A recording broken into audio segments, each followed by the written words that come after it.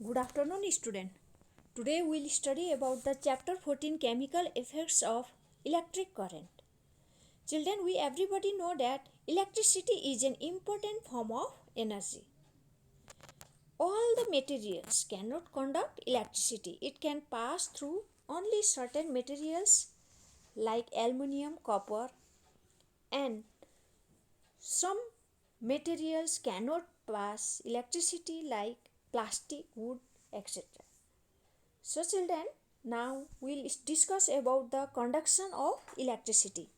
Similar to many solids, some liquids also conduct electricity. But before studying the conduction of electricity through liquids, let us quickly recall what we have read in previous classes. You have already studied in the previous classes like class 6 also. Substances such as silver, gold, copper, aluminium, etc., which allow electricity to pass through them all are called conductors. Next is the another one is insulators. Substances such as plastic, rubber, wood, etc., which do not allow electric current to pass through them are called insulators. Children, remember the definition of insulator and conductor. Some substances allow electric current to pass through them but in very little amount. Therefore, such substances are called poor conductors of electricity rather than being called an insulator. In fact, most of the substances allow electric current to pass through them under certain conditions. So instead of using terms conductors and insulators, good conductors and poor conductors are used to describe different substances. Now children, testing the conduction of electricity through liquids. We can test the conductivity of electricity through the liquids also. So children, pure water does not conduct electricity.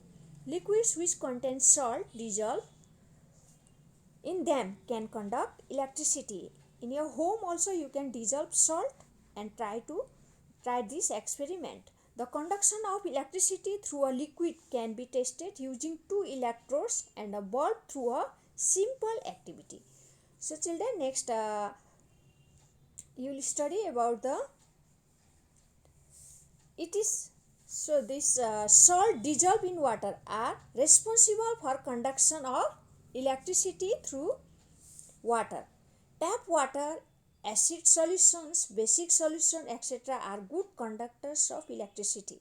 Such liquids are called electrolytes. What is electrolytes? If questions comes, you will remember this one. Sometimes the bulb in the does not glow even through, you will see in the activity 1. Okay children, activity 1, activity 2, all you will do.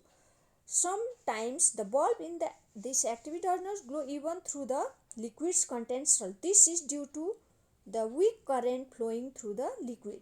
The current is too weak that the filament of the bulb does not get heated. So children, you have already learned that filament of the bulb glows due to heating effect of current. It gets heated to a high temperature and starts glowing. In such situations, an LED, light emitting diodes, okay, remember the full form, or a magnetic compass can be used to detect weak current. An LED is a semiconductor device that can detect even a weak current. There are two wires or lead connected to an LED. One lead is slightly longer than the another. While connecting an LED to an electrical circuit, the longer lead should always be connected with the positive terminals of the battery and the shorter one should be connected to the negative terminal of the battery. You will see here in the figure. So children, next you will see another detector used to detect weak current is a magnetic compass. So children, we everybody know that when electricity flows through a wire, it produces a magnetic field around it. This is called magnetic effect of current. The magnetic field is detected by observing the deflection in the magnetic compass.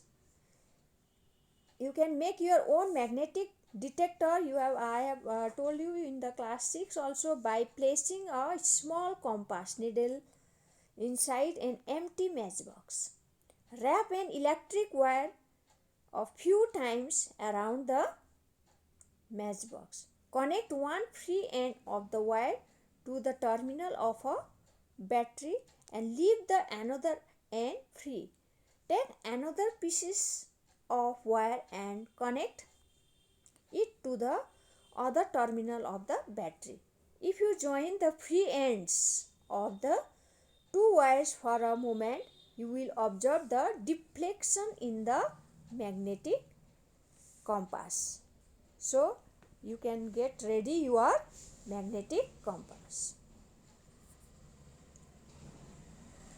See in the activity, this activity also, in this way you all will do material, what type of materials required for this to test the conductivity of some liquids using a magnetic detector. You will see in the activity 3. Children, you everybody learn it and draw this diagram and practice at home properly this activity all. Okay children, goodbye.